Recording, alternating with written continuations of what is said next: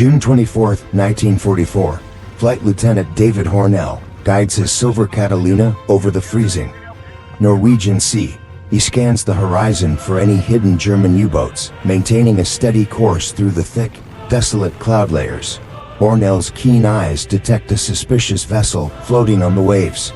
Identifying the German U-boat, he immediately slams the battle alarm, banking his heavy aircraft into a steep, aggressive dive to intercept the deadly enemy. The German U-boat glides across the choppy surface. Oberleutnant Aaron Stauerberg stands on the bridge, shouting commands to his crew as they prepare for the aerial assault from the approaching Canadian bomber diving above the U-boats. Flak guns roar, spitting tracers at the Catalina. Ernst Sauerberg watches with focus as his crew fires continuously, aiming to shred the plane's wings before the depth charges can be released into sea. Heavy flak shells puncture the Catalina's fuselage. David Hornell fights the vibrating control yoke as sparks ignite and acrid smoke fills the cockpit, forcing the crew to struggle for control during the intense, lethal dive. In the radio compartment, Sidney Cole prepares an emergency signal. Suddenly, a shell tears through the metal wall, wounding him. Cole collapses onto the deck, clutching his side as the radio equipment ignites in flames. Despite the agony, Cole drags himself back to the radio to send the message. He is unaware that the damage has destroyed the equipment, cutting their only link to the outside world as sparks fly. Hornell dives through tracers, ignoring the failed radio. He pushes the nose down, aiming at the U-boat. The front gunner opens fire, the Browning guns rattling as shell casings rain down into the sea. A massive explosion rips through the right engine as a flak shell hits. Fire engulfs the wing, and thick black smoke trails behind the Catalina as Hornell maintains his desperate attack. Run toward the submarine. Hornell struggles to keep the burning plane level. Beside him, the co-pilot fights the shaking controls, their faces illuminated by the inferno.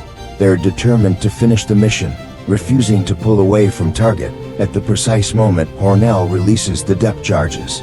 The canisters fall from the wings, tumbling toward U-1225's deck as the Catalina roars overhead, its engines screaming under the immense, destructive heat of fire.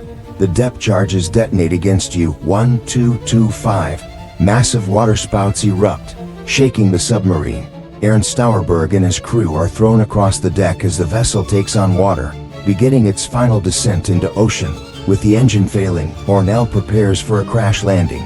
He fights the heavy plane toward the turbulent waves, screaming at the co-pilot to brace for a violent impact on the freezing Norwegian Sea. The Catalina slams into the water with a roar. Cockpit glass shatters, and icy waves surge inside, dragging the plane down. Hornell and his crew struggle to escape the sinking fuselage before it disappears. Hornell and the survivors crawl out onto the sinking wings. They inflate a small yellow dinghy as the Catalina disappears. The crew huddles together, surrounded by the vast sea and freezing Arctic winds. Survivors drift in freezing water, their breath visible in the air. Sidney Cole groans in pain, while Hornell watches the horizon, hoping for a rescue that seems impossible in this desolate part of the world. Hours pass as the cold seeps into their bones. Hornell encourages his men to stay awake, knowing sleep means death. They watch the darkening sky, waiting for any sign of hope in the night. As the first night falls over the Arctic, David Pop Hornell maintains a vigilant watch. He constantly monitors his shivering crew, fighting back the overwhelming numbness of hypothermia while hope for a rescue begins to fade. High waves threaten to swamp the fragile yellow dinghy throughout the dark, agonizing hours. Hornell encourages his exhausted men to keep bailing water, refusing to let the cruel Norwegian Sea claim his brave brothers. Sidney Cole's condition worsens as the freezing water saps his remaining strength. David Pop Hornell leans over to comfort his friend, sharing words of courage despite the spray of icy saltwater hitting their faces. Through the mist of the second day, a faint engine drone reaches their ears. Hornell searches the gray horizon, his eyes bloodshot from the salt, desperately looking for the silhouette of a friendly rescue aircraft. An RAF Warwick aircraft emerges from the clouds, circling the survivors. David Pop Hornell waves his arms frantically, signaling their position while the rescue crew prepares to drop the life-saving Lindholm gear into the water. The Warwick crew releases the Lindholm containers. 5 metal canisters connected by long ropes plunge into the sea, splashing near the raft. Hornell watches intently, knowing these supplies are their only chance of survival. Cruel currents and strong winds push the supplies away from the survivors. David Hornell watches in despair as the rescue gear drifts into the distance, beyond the reach of his exhausted, freezing crew members. Realizing the danger, Hornell dives into the icy water without hesitation.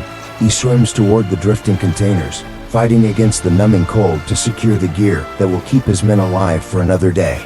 Hornell reaches the rope and pulls it back toward the dinghy, exhausted and barely conscious from the cold.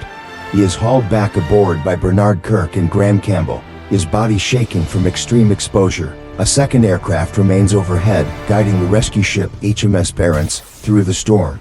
The crew watches the horizon as the silhouette of the ship finally appears, signaling the end of their 21-hour ordeal. The HMS Barents maneuvers alongside the tiny yellow raft. Sailors on deck throw ropes and life buoys to the survivors, their faces filled with concern as they see the battered and frozen state of the Canadian airman. Sidney Cole is the first to be lifted onto the ship. Sailors work quickly to secure him in a stretcher, carefully hoisting the wounded radio operator up the side of the hull while David Hornell watches closely. David Hornell ensures every member of his crew is safe before allowing himself to be rescued.